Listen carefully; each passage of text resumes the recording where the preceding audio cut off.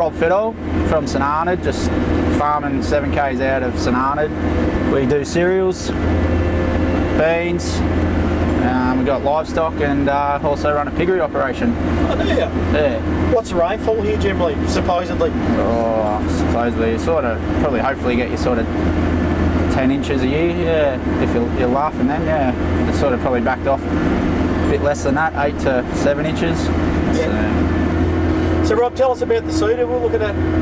Yeah, we got the 40-foot Horsch, 10-inch spacings on it. We got the coulters on the front. We went the 12,000 litre bin. We liked the way last year we looked at a few around the area and liked the germination of the seed and how it performed through the year as well for the dry year we had. I liked it because I'm being a mechanic. I don't like springs. It's got the rubber bushes as a tines on the RHS that lifts the tines up and down. Also on the coulters as well, as the same theory of the whole bar itself. It's only got 6-7 grease nipples on it, so yeah, like most farmers, they don't like a grease gun.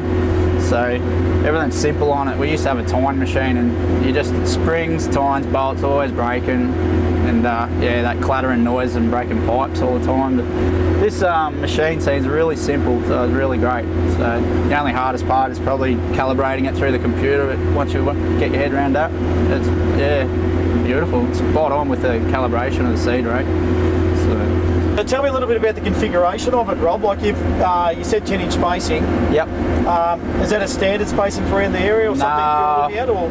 There's 12-inch as well, but we come out of a Gason 7-inch machine, so we sort of wanted to do the hay, move into the hay more as well, so we sort of went less tine space, the smallest we could go, but Horsch only do 10 to 12, so that was our sort of option. So we wanted just to go that couple more tines, a bit more narrow, so we sort of try not to double sow or go over for when we do the hay jobs. So yeah, the Horsch seemed to handle the seeding, monitoring out the tubes, no worries. So yeah, we're just trying to cut a bit of time, not double sow or anything like that. So that was the idea, sort of 10-inch spacings sort of around here. We're on the red dirt, so we don't have much black soil that sort of worry about being dry. The red dirt holds their moisture better, so yeah, it's probably why we sort of went out 10-inch spacings, but only because we were used to 7, so such a small tine width. With the coulters on it, look, the paddock grid at the moment is pretty bare. Yep. When you've had a bit of trash about, it's handled it well? Well, yeah, we've only done our vetches and beans stubble so far, and after a dry year, I suppose we haven't had the bulk straw, but we do cut low with a header and bale most of our stubble, so. But we sort of went the coulters because of bad hogweed problem. We have wire weed, whatever some people call it, so yeah, that was what we sort of like. I like the coulters with also less clods, so less clods, less moisture absorption to the clods, so that's what I was sort of hoping with the coulters. We can fine up the dirt better and yeah, try and harvest more moisture.